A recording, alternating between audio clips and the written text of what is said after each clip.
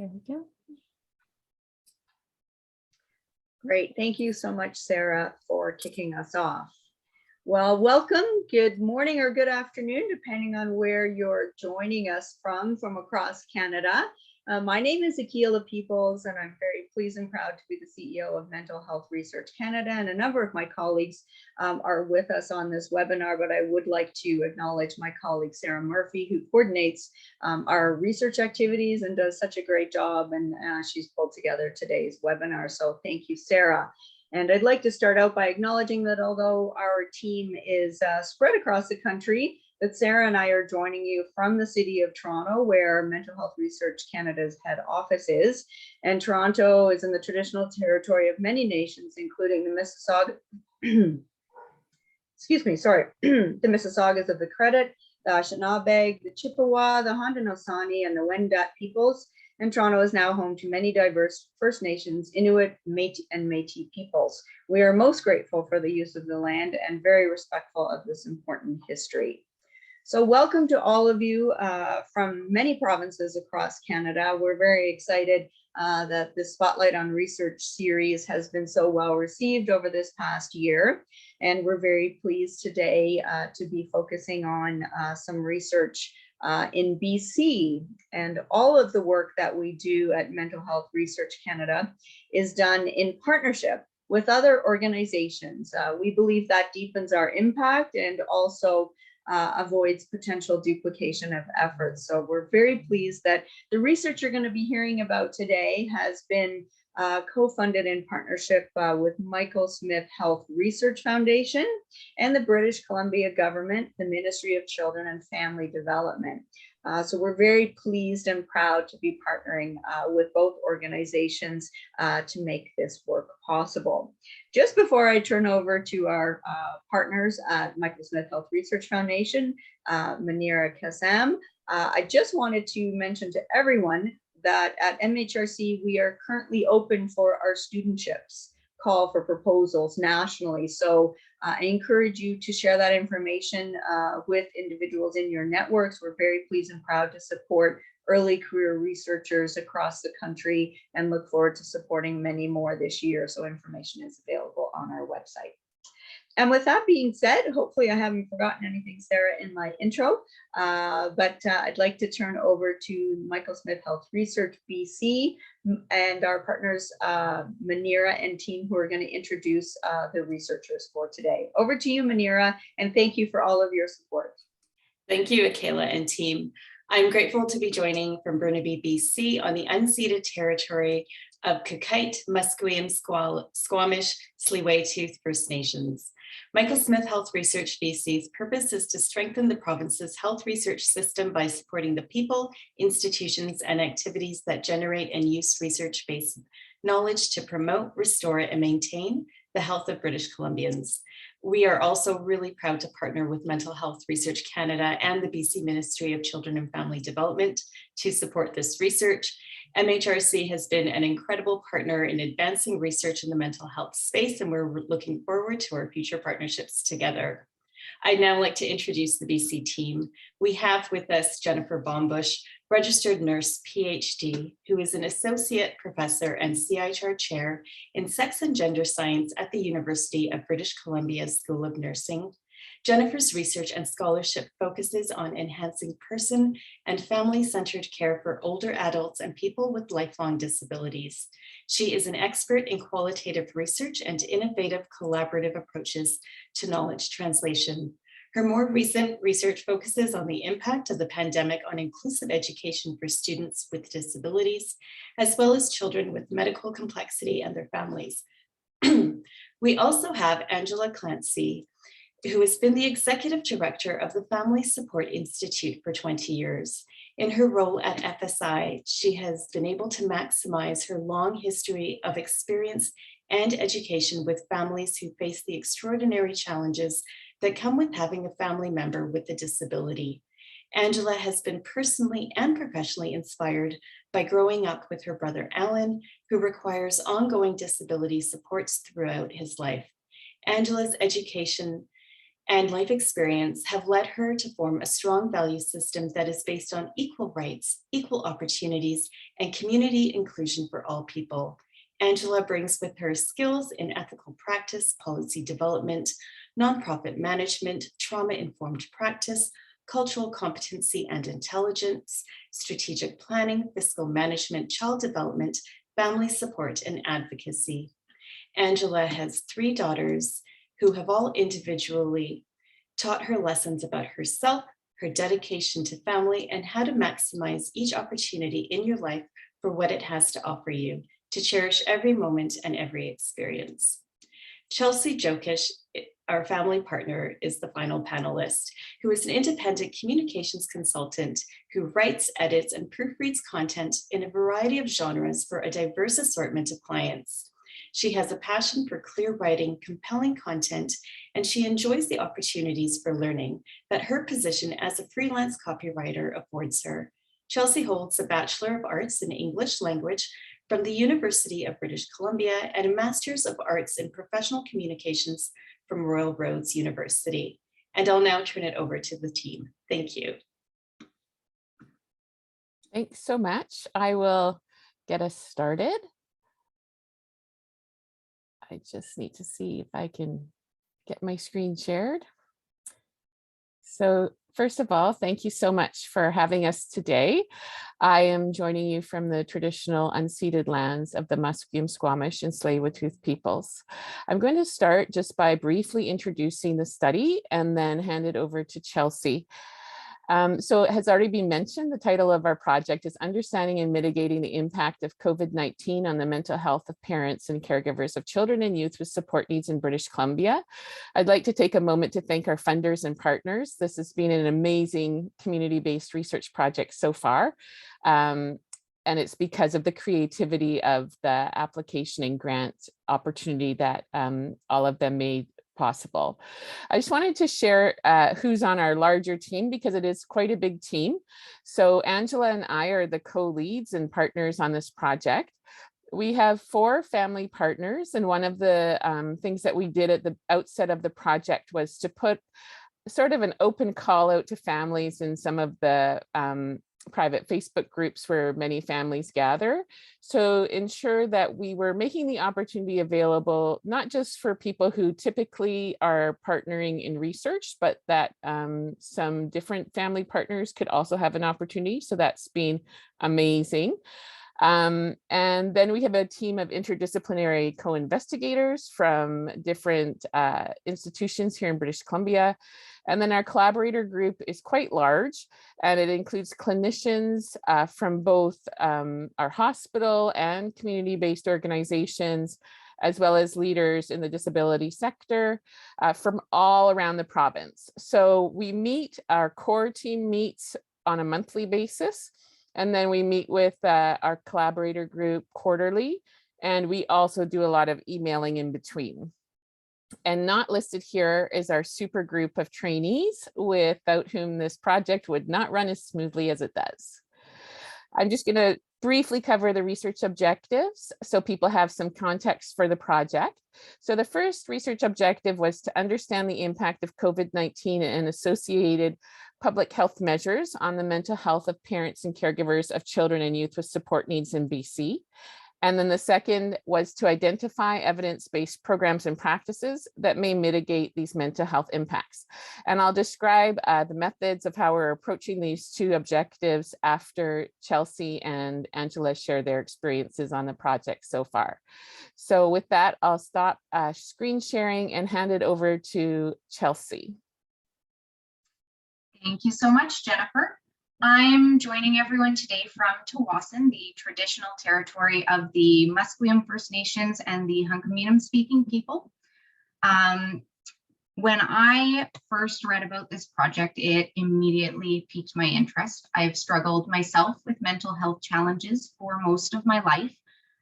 So facilitating open dialogue about mental health and promoting accessible resources for people with mental health challenges is very important to me. I'm also the mother of a child with support needs, so I'm passionate about understanding and advocating for these families. My participation in this project has been twofold. As a family partner, I get to hear about the different stages and components of the study and just generally be available for the team to bounce ideas off of. I'm also a copywriter with a background in research, so I've been able to help out in that capacity as well, helping to select relevant articles for the literature review component and also editing the caregiver survey. This work is incredibly important to me. The study focuses on a very vulnerable group of people. Families with children with support needs are a marginalized group, and they tend to get left behind, even in the best of times. Often their needs are not heard at school, at work, or in the community, or their concerns get passed around from department to department, or they simply get told that there aren't any resources available to them. During COVID, many of the resources that they typically would have available to them were taken away. So respite caregivers weren't working, or therapies were moved online or were shut down completely. So primary caregivers ended up with even fewer supports than usual. We've seen assistance go to many other groups in need during COVID in our communities, CERB to individuals who were unable to work, business grants and loans to companies that were forced to temporarily shut their doors, but we've seen very little in support for this particular population. This is why it's so important to examine the impact that this has had on the mental health of those caregivers. This research examines the successes and failures in providing supports to these families during COVID and brings to light some of the gaps in resources that have impacted these families. Once those gaps are identified, then we can work on filling them, creating resources that will improve caregiver mental health and therefore the mental health of their families. If this research leads to an increase in available and meaningful supports for these families in future times of need, it will be an absolute success. Thanks.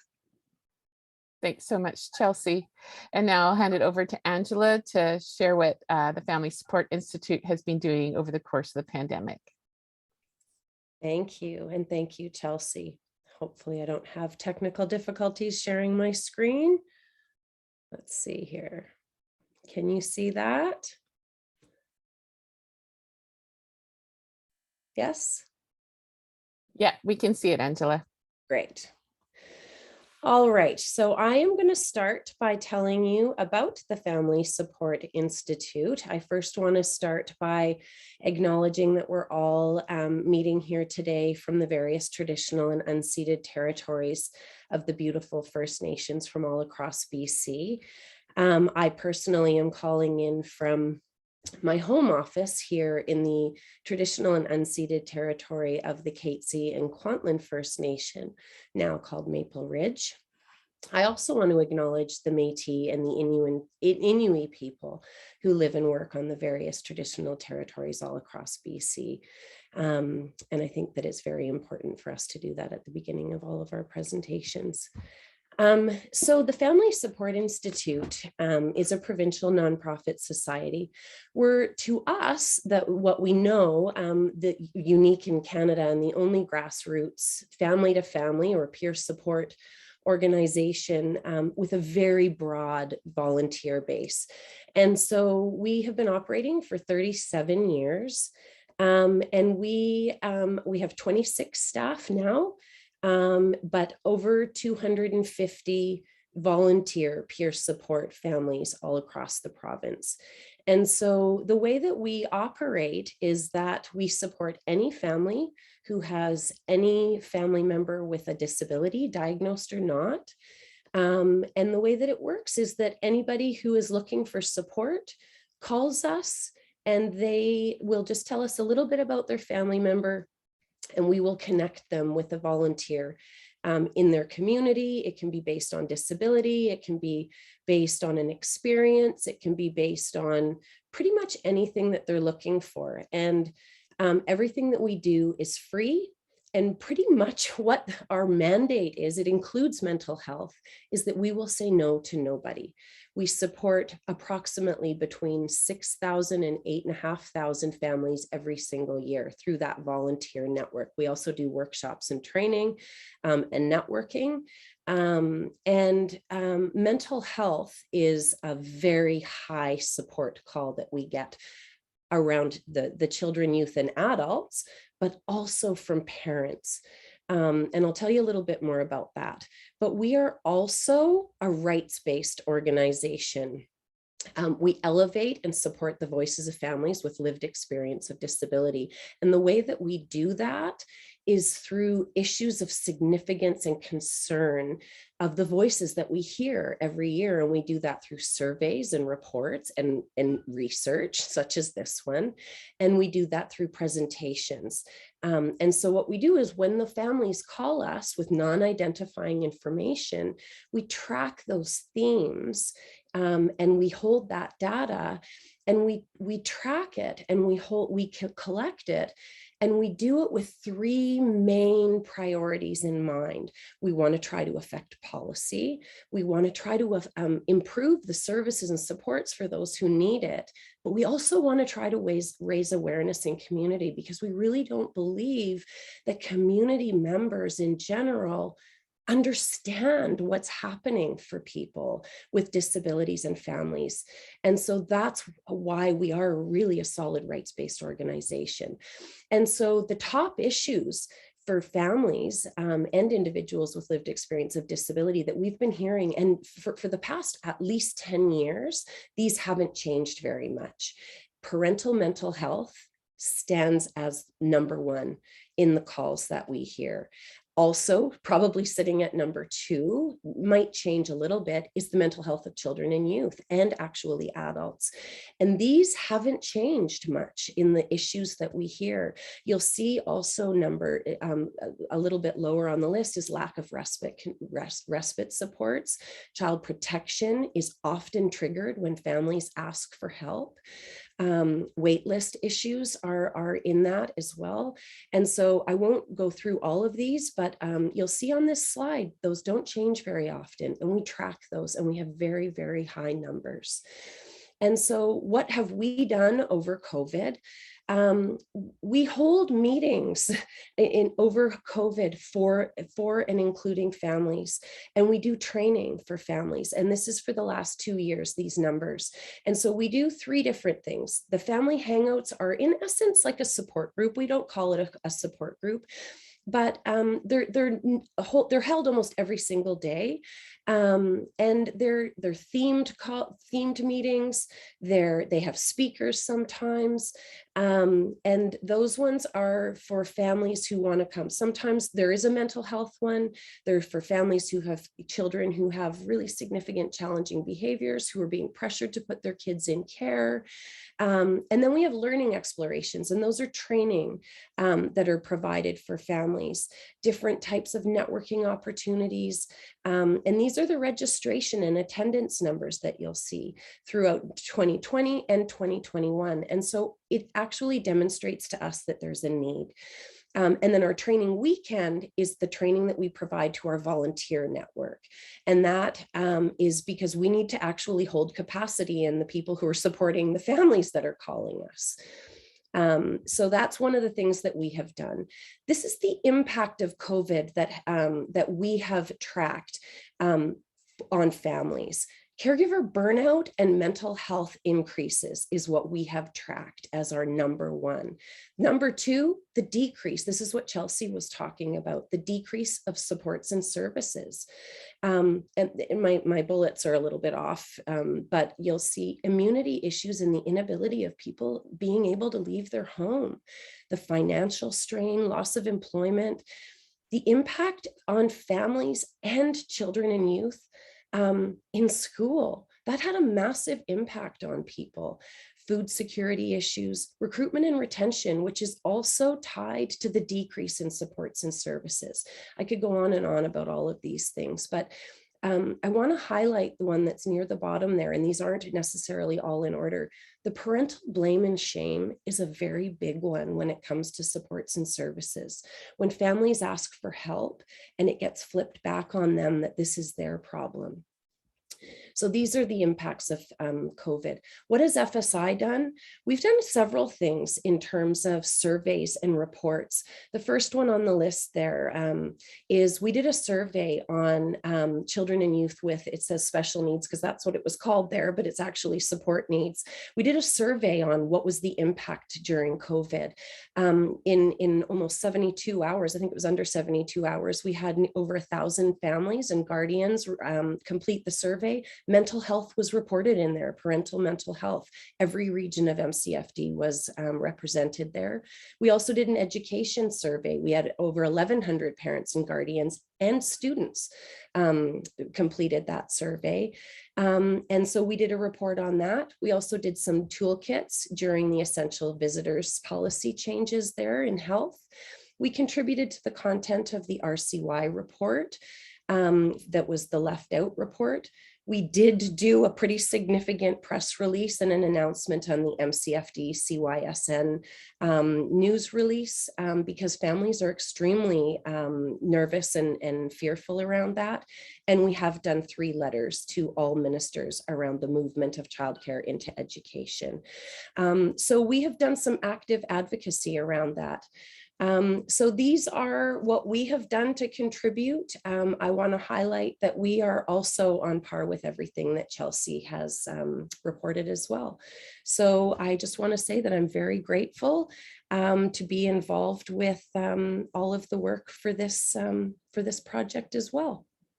Now I need to figure out how to stop share, and unfortunately it's on my second screen up top here. There we go. Thank you very much. Thanks so much, Angela. And I agree. I think that what you and Chelsea have shared really highlight that, first of all, there are incredible mental health needs among families of children and youth with support needs. And the other piece is that families are definitely reaching out for support. And those are 2 really important things to pay attention to as we pursue our research project. So I'm just going to go back to my slide share now and go back to what is it exactly that we're doing as a team. So these were the research objectives that I talked about before, and you can see that they align well with what Angela and Chelsea have shared. We have 3 main projects. Our project has grown since we got the funding, and that's part of the beauty of doing community-based research. So the first thing that we did and we started last fall was a rapid review of the literature. And that speaks to our second objective of, well, what has been put in place during COVID to provide support, and has it measured mental health outcomes? So in this rapid review of the literature, we had those 2 sort of questions, one focused on sort of formal mental health programs, like cognitive behavioral therapy, and the other were around practices that have been introduced. And so the literature that we looked at, and we met with a librarian at the University of British Columbia to set up our literature review, was really from the period of about January 2020 to July 2021, and really focusing on any studies that had been published that looked at programs and practices that were introduced within the context of the pandemic, or that were ongoing programs and practices that had shifted their way of delivering the program during the pandemic. So as you can imagine, the main shift was going from in-person to virtual practices. So after going through all of the different studies and screening them and going through that process, and as Chelsea mentioned, 2 of our family partners were involved with that. We used a online platform called Covidence, which has nothing to do with COVID, but is about collaborative approaches to reviewing the evidence. And it's a really neat process because each of us can go in as reviewers of different papers. And it was a way to even increase more how families were integrated into the project. So a group of us went in and did the screening, and at the end we had 26 papers that kind of came into our main literature review that we'll be describing in a public report. So there were 7 that addressed sort of what we think of as those more traditional programs like cognitive behavioral therapy or other structured psychological therapies. The other and larger group of practices involved things like that shift to telehealth and virtual health. That included appointments with physicians and medical specialists, but also allied health therapies. So a lot of the allied health therapies like physio, occupational, speech and language shifted to virtual platforms at the outset of the pandemic. It also includes studies around peer support, parent-child interaction therapy, and complementary therapies. And there was a lovely study that was done around music therapy and that impact. And we were really looking at, in terms of outcomes, did the researchers look at mental health outcomes for the parents and caregivers as part of their analysis. This research isn't necessarily the highest quality research because a lot of it involved rapidly putting programs into place or shifting existing practices. But it does give us good insight into how we can look at measuring the mental health outcomes. The final stage of the review that we're engaged in right now is applying something called the Strength of Recommendation Taxonomy, or SORT. And this is an established tool that you can use to look at the patient-centeredness of grading evidence. So each of those 26 papers will receive a grade of A, B, and C, looking at its quality. And it's not just sort of the rigor of the research, but also the meaningfulness to patients or potential users of that program. So this aspect of our project is almost completed, and we'll be creating a public report around the different studies.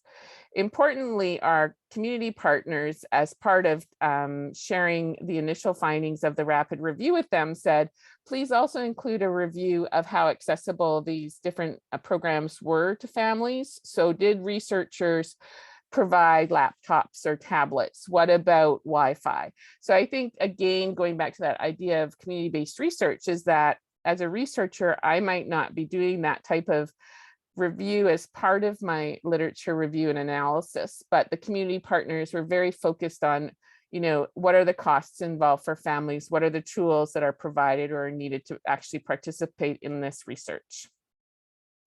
The second piece is a novel part of the project that wasn't part of our original application, but has come through our community group as being very important and valued by them.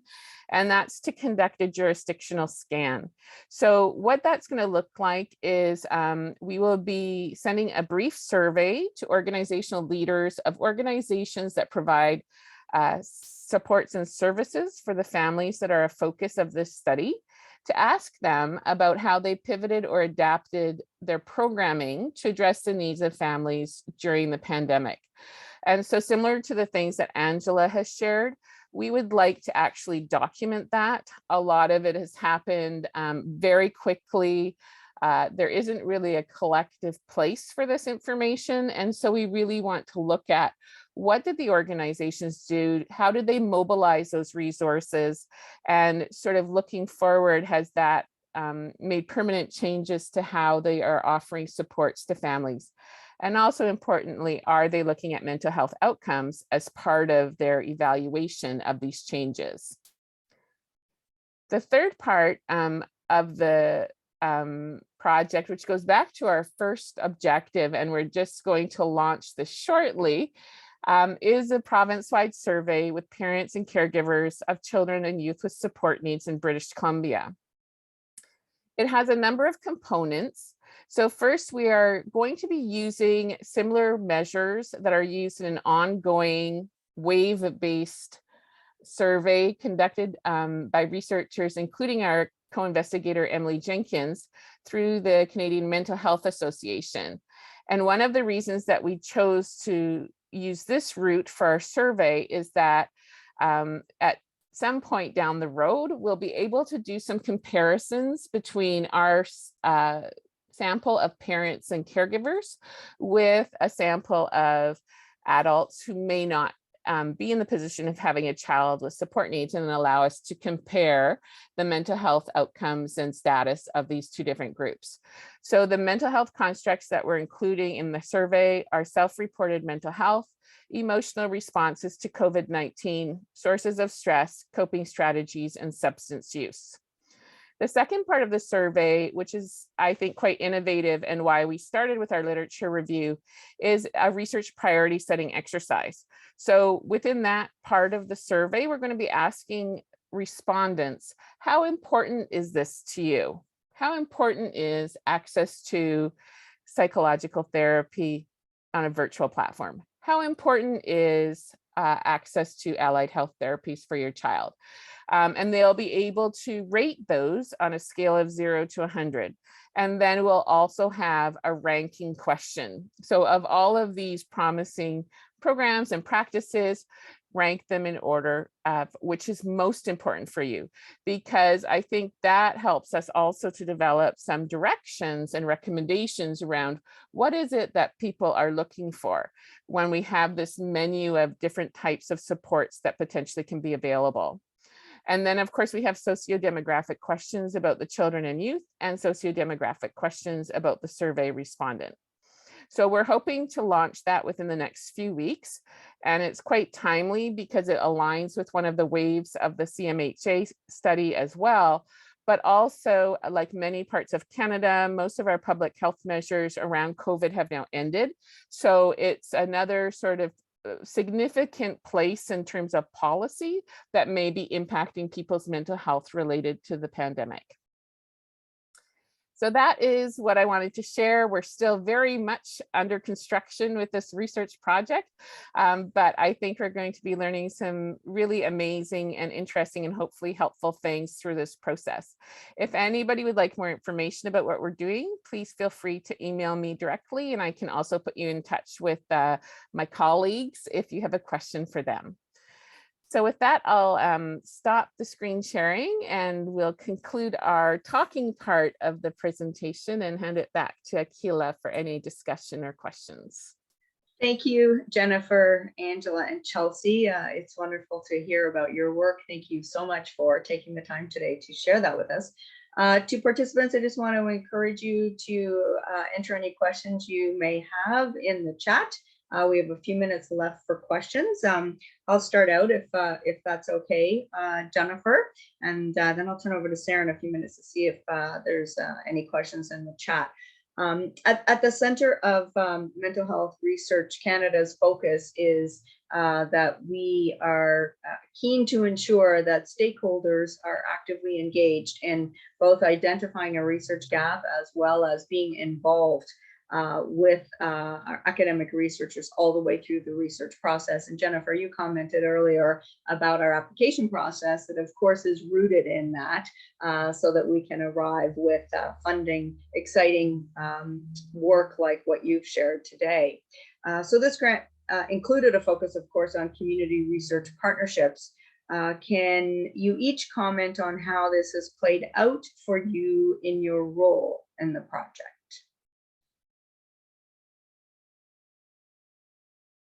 I don't know who wants to start.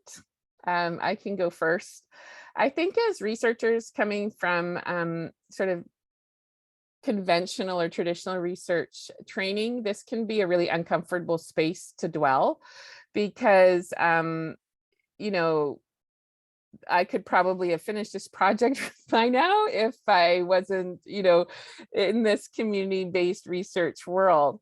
And so I think one of the things is, for me, that's really important. And even if, as we speak about the outside of the project, so when this call came out, I was already connected with Angela. I already had some family partners involved with the research. And so we really came together to work on the application and to bring together this really large network of people from across our province. And it has been amazing, but I think as a researcher, you need to be willing to dwell in the uncomfortable.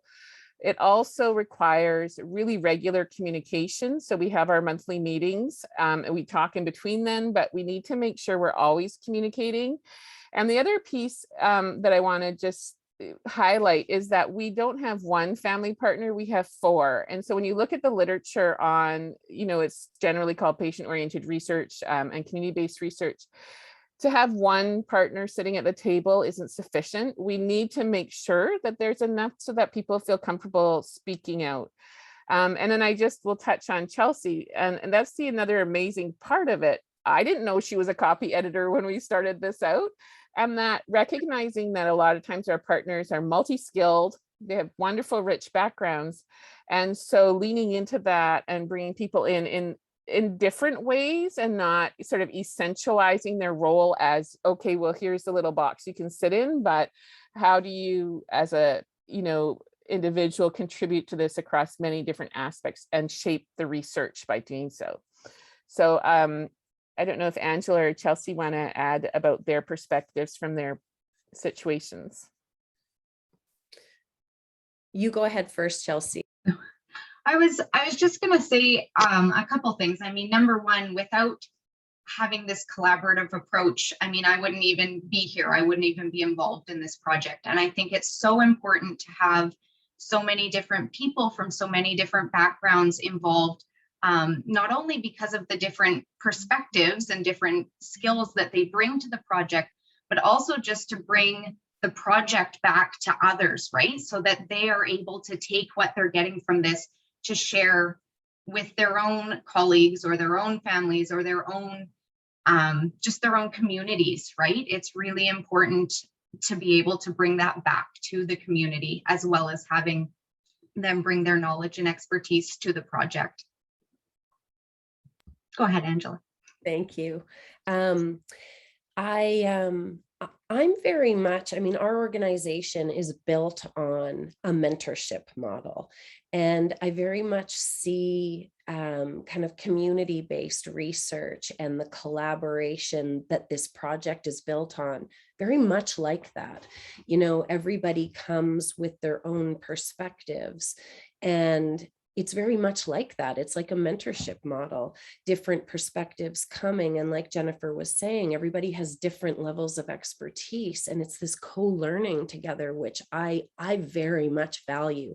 But it's also like we're kind of stuck in the mess, right? And I like that too, like all these different perspectives and collaboration can get messy sometimes too. And I think that that's a really beautiful process as well. The other thing I'll say is that, the mental health in and of itself, parental mental health, it's a very disconnected, disjointed, unrecognized kind of conundrum, if you will, that I think everybody, Jennifer, Chelsea, so many people are trying to address in subtle ways in different tables. And this project is such a beautiful alliance of people who are passionate about it. And I think that's one of the things that I think is there's so many wise people who are coming, who have been trying to subtly do it, who are now intentionally doing it all at the same time. And I think that's one of the things that this project has allowed, is these people who have been trying to kind of tap on it, who are now able to intentionally focus on it. And I think it's a very, very, there's a lot of attention now, which is a great thing. Thank you. I appreciate all of your comments.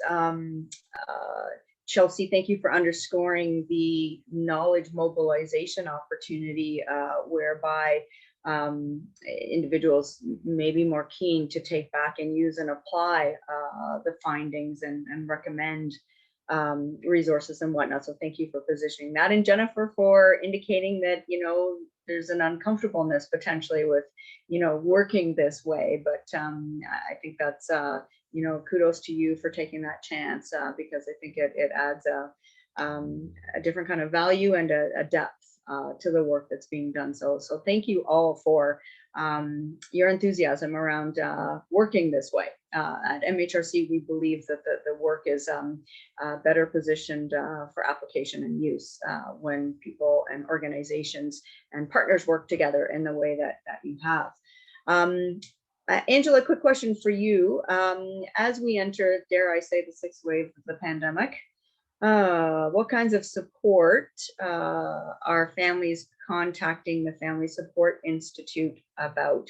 Are they different or the same from the needs that families identified in earlier waves.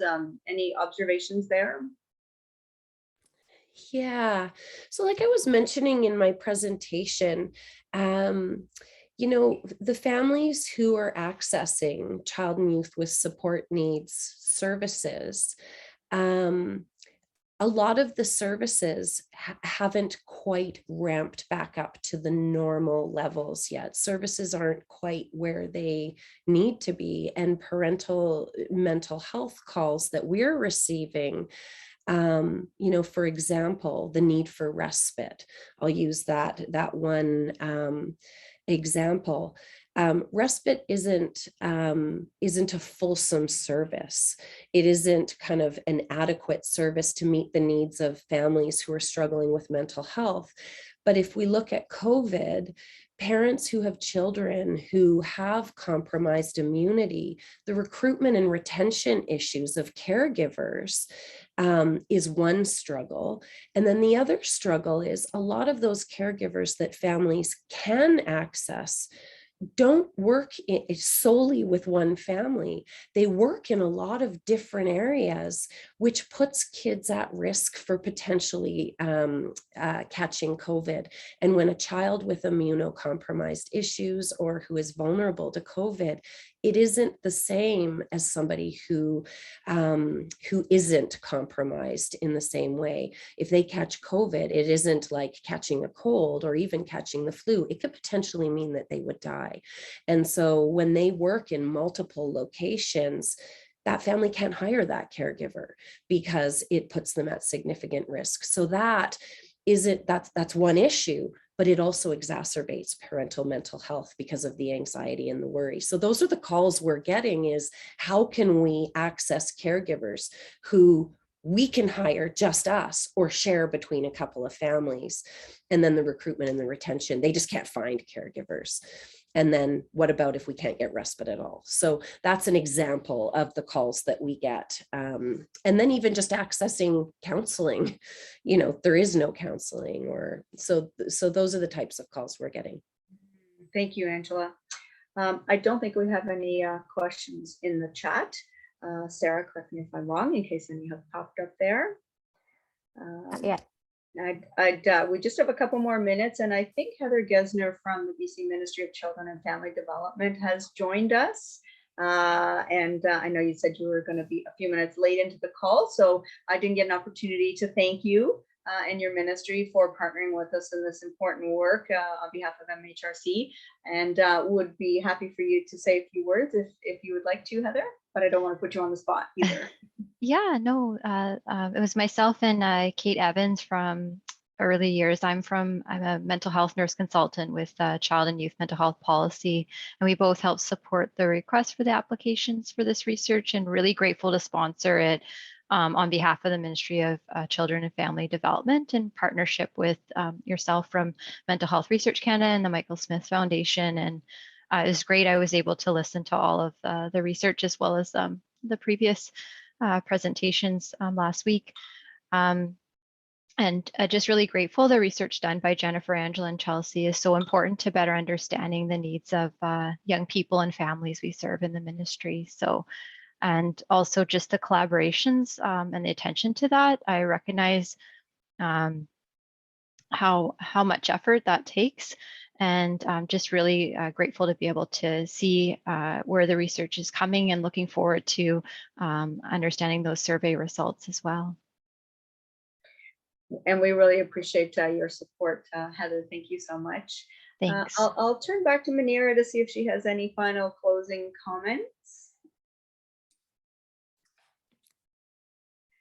Thank you, Akala. No, I again just really happy to be supporting the research that's going on with the BC team, and of course grateful to Mental Health Research Canada and the BC Ministry for Children and Family Development for being able to come together to really address this important issue. So thank you, everyone. Wonderful. Sarah, any final comments or questions that you see? No final questions in the box yet, but I just want to let everyone know that we've recorded this, and I'm going to send the recording out to everyone who registered, so both attendees and those who wanted to attend but couldn't. And if you have questions that come up after rewatching it or just after this webinar, you can answer that email back to me, and I'd be happy to pass it on to the speakers. Wonderful. Thank you so much, Sarah, for all of your important work in coordinating all of this for MHRC and for our partners, and to Angela, Chelsea, and Jennifer. We look forward to following your work and helping with knowledge sharing as it comes to a close. I know Sarah will be keeping in close contact with all of you, and it's wonderful to see everybody working together in such a meaningful way in terms of partnerships. So thank you so much. We're pleased and proud to support this work, and it's a pleasure and a privilege to work with you all. So thank you so much, and enjoy the rest of your day. Thank you. Bye-bye.